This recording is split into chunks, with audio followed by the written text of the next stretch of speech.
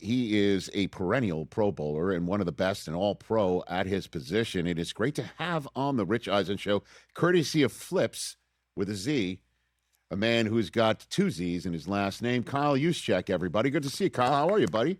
Hey, I'm doing good, Rich. Man, how are you doing? I'm doing great. I am just doing great. I'll just jump in, if you don't mind, with the topic that we've just been chopping up.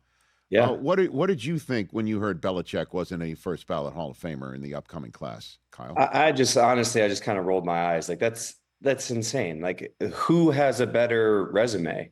I don't know how you really argue it. So I was pretty disappointed by the voters and not getting him in. Well, I mean, because again, you weren't playing back in the Spygate days or the Deflategate days, right? I was playing in the Deflategate days. You were okay. You were playing then.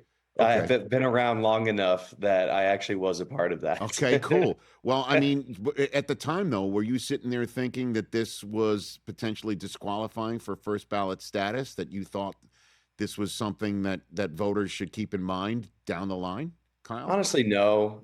For me, no, because I mean, even to the Spygate and the sign stealing, when you guys were just talking about that, like for me, it's like, well, why do we use signs anyways? It's just so that we are not verbally saying exactly what the play is. And so like that's masking the play that you're trying to call. But how is that different than like going to signs and now you have to switch them because you already know people are going to try and interpret those sign calls.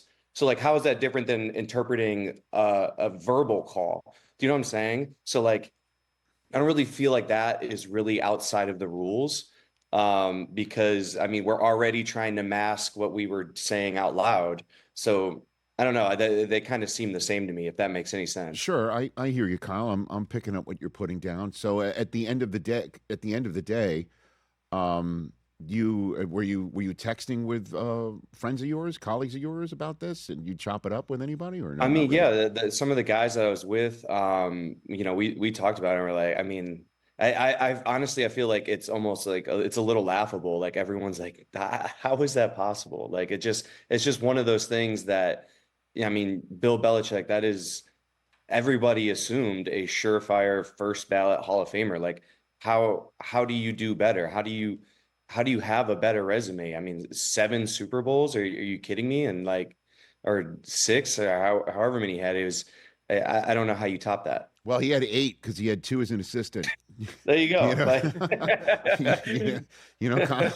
So yeah, and he's a guy who for years would have to keep repainting I'm not a boat guy. Is it a keel or a hull? Is it a ship? Is that what he'd have to repaint? Yeah, Because it would the be five rings. stern. Stern. Stern. Okay, 6, 7, 8 rings and all that sort of stuff.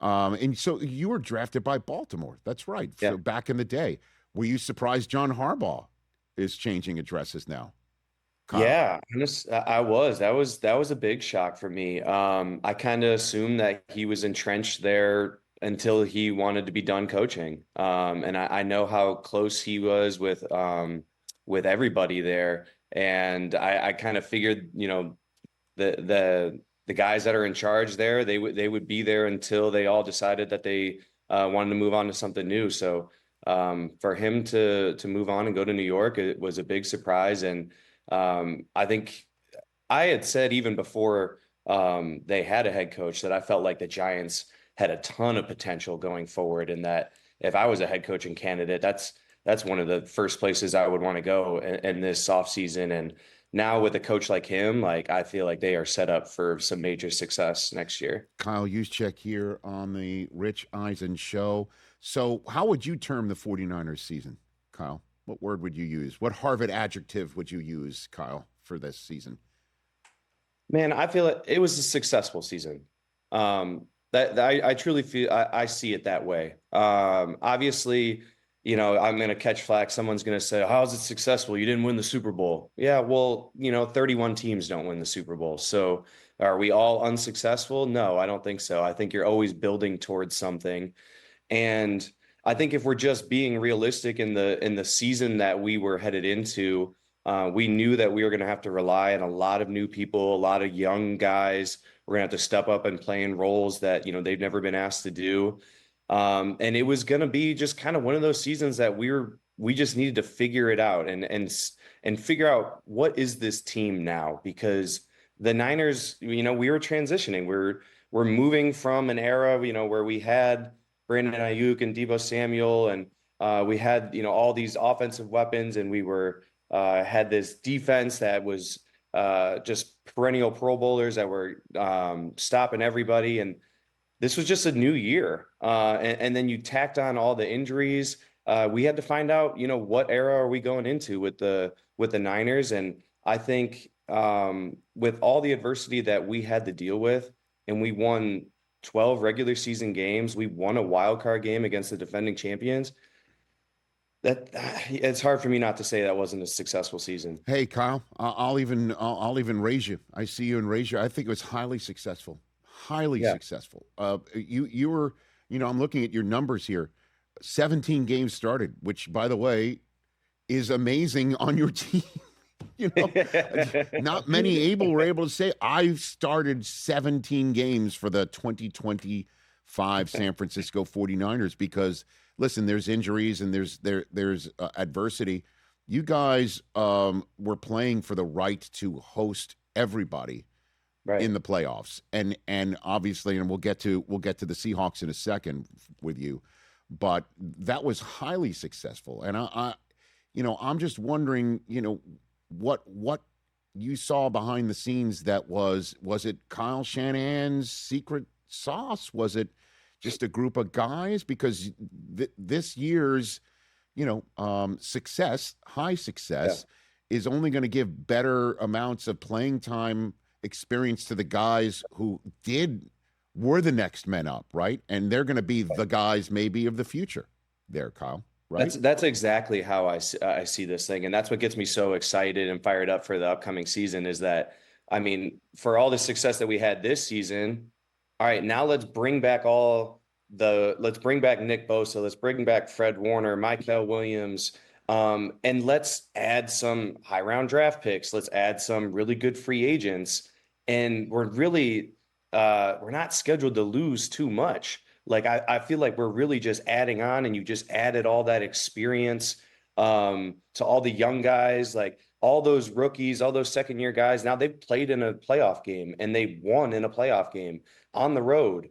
So like for me, it's just like we just built all that up and we're bringing that into next season. And you just got me fired up and excited at the end of the question that I forgot about what the beginning was. Okay, no. Like, why were you able to be so successful? Like, it's never one answer. I think it's definitely a combination of things. Kyle is an absolutely incredible coach. So his scheme is always a huge thing, but I think so much of it was leadership this year and a culture that we have in that building. And we go all the way back to OTAs, excuse me. And Kyle had all the players on the team that had been with the Niners for 3 years or more, had them over to his house, had us over for dinner, and just kind of reframed and restructured the way we wanted to look at this season. For 5 seasons or so in a row, we're talking NFC championships, we're talking Super Bowls, we're talking 1 seeds, and like that was the expectation, and that's what we set out to do.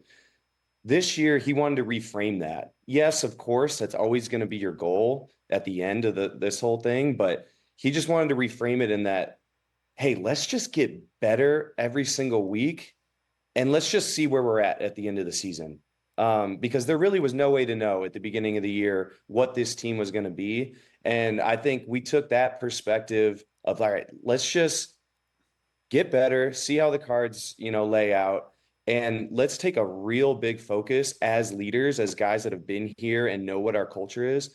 And each one of us, let's grab a rookie, let's grab a second-year guy, let's take him under our wing, and let's show him how we do this thing. And I think that just made a huge impact on us. And as leaders, as captains of the team, like that was something we were talking about all offseason, is like, all right, hey, we got to bring these guys along. Like, it's not going to be enough that we just know what to do and we go do it. Like, we're going to need these guys in order to succeed. So we got to bring them along. Kyle Juszczyk here, courtesy of Flips, which we'll get to in a moment, but I'm having too good of a time reviewing the season and just chopping it up with you here, Kyle. Can you give me a story that encapsulates Christian McCaffrey's greatness? Uh, Man, I mean, it's hard to encapsulate all of it in one because, as I've said many times, I truly feel like I feel Christian McCaffrey is the best football player I've ever played with, because he's so well-rounded. And they sometimes they love to say jack of all trades but master of none.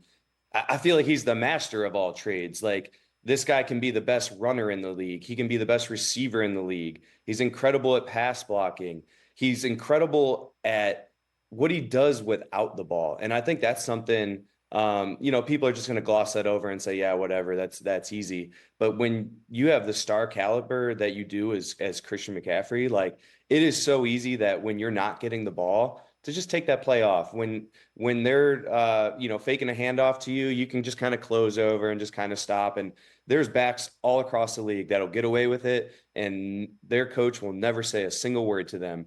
But this guy, he will carry out his fake into the line of scrimmage and pass, get tackled when he doesn't have the ball. If he's got a go route on the outside, a lot of guys know I'm just clearing this out, or I'm just a decoy. Like, this doesn't matter. He's going to run it full speed. So I mean, to just pick one moment is tough. But I had a great time this offseason. I went out to his house in LA, and I spent a few days with him training, and to just see firsthand how much this guy puts into everything, and how much it took for him to prepare for this season. And this guy, I no joke, it's 6 days out of the week, he was going from, I mean, he started probably at like 8:30 in the morning till, no joke, 6 p.m. nonstop. He's got trainers with him the entire day. And we're going from one gym to one field to his pool to the different recovery place. And it's just, I mean, I'm exhausted. I by no means am putting in like 9-hour days in the off season, especially not 6 days out of the week. But this guy knew, like, so much was going to be asked of him. And, 430 touches, I think he had this season. And in order to be able to handle that, he knew he was going to have to prepare his body in the most extreme way possible. And just to see that dedication firsthand, and when everybody's enjoying their off season, and yeah, people are working out, this guy took it to a whole new level. You sure you didn't go there just to see where George Clooney used to live, Carl? I also was interested in that. But bet. Yeah. Okay. Wow. Yeah. I see. I know the ins and outs of Los Angeles real estate here Look at you. on the Rich Eisen Show. What are you doing with flips, Kyle? What are you? Man, so flips, it was such an easy partnership for me. My wife and I, we are guilty. We've snuck some treats into the movie theaters, and flips, chocolate covered pretzels, was always in our bag. Baby. So when they reached out to us, we're like, man, this is a simple partnership. And they've got a fun petition going on the Flips website about switching the coin toss to the coin flip. Ladies and gentlemen. Well done. Okay. How can we help, Kyle? Yep. How can we help? Hey, go sign the petition, man. Go to the Flips website. Okay. It just makes sense. It's not the coin has to flip in order for it to be legal. Mm-hmm. So coin flip over a coin toss. Understood. And you can go to the Flips Instagram page as well, or flipsthescript.com with a Z. Everybody's got to make sure it's with a Z. Join the movement at flipsthescript.com. Your Super Bowl 60 analysis, if you don't mind, before I let you go on your day. I think I'm already taking too much of your time. I'm having fun. Great, awesome. That you played Seattle 3 times. I don't know if you're aware, you were part of the first ever game in NFL history, first ever matchup in NFL history, where it was week 1, the final week of the regular season, and in the playoffs. That's never happened before. Wow, no, I wasn't aware. There you go. I'm giving you information, nuggets, fun facts. What do you think? You know Seattle inside and out. Yeah. What do you think, Kyle? Not a big fan of Seattle, to put it lightly. And so, all right. I like the Patriots' chances, man. Is that because you don't want Seattle celebrating at Levi's Stadium, Kyle? Hey, man, they can celebrate wherever they want. I know I would celebrate if we won a Super Bowl in their stadium. So honestly, I'm not too salty about that. And I would be very happy for Clint Kubiak, Sam Darnold, and Eric Saubert. That's about it. But you know what? I golfed in the American Century Championship this past off with you, Rich, and Mike Vrabel was in my group, and I had so much fun with him. And what a great guy that is, and what an incredible coach and job he's done for the Patriots. And they just seem like a very well-rounded team from top to bottom, and I feel like they can go in there and win themselves a ring. Okay. And I am mandated to follow up. I know why, but I need the details. Why don't you like the Seattle Seahawks? Why not? I think it's I think we all know the answer there, but that's a division rival. Mm-hmm. It's a heated one. Every time we step on the field, there's a lot of words exchanged. And we'll just leave it at that, man. You never like your division rivals, and it's always a good matchup with them. They're yapping at you on the defensive side. They're yapping. There's a lot of lip flap. We're both yapping, Rich. Okay. I'd be lying if I'm not returning the favor. But yes, we're both sides are yapping. All right, and then before I let you go, Kyle, what's your future? What do you think? You just finished year 13, correct? Finished 13. Okay. What about you? Feeling healthy, feeling great. I genuinely feel like I had one of my better seasons in maybe the last 5 seasons. So I feel phenomenal. I'm under contract next year. I'll be in San Francisco, and we're ready to go make another run at this thing, and hopefully have a few more chances. Yeah, bang, bang, Niner gang. No doubt about that. Kyle, thanks for the time. Again, Flips the Script, FLIPZ thescript.com, or go to Flip's Instagram page. Be part of the movement to change it. Do you think this can work? We'll call it the coin flip instead of the coin toss. Right? Just makes sense to me. It just makes sense. You know, because there aren't awesome chocolate-covered pretzels named Toss, are there? Exactly. Definitely not. Yeah. You know, it's as simple as how's that for an argument? It doesn't. It's just not the same I like ring. that. I like Not that. the same taste. Best to your missus, Kyle. Thanks again. Yeah. Thanks, Rich. You got it. That's Kyle Juszczyk, everybody, here on the Rich Eisen Show. Doesn't like Seattle. Got it. I picked up on that. He likes flips Flips more are than the delicious. Seahawks.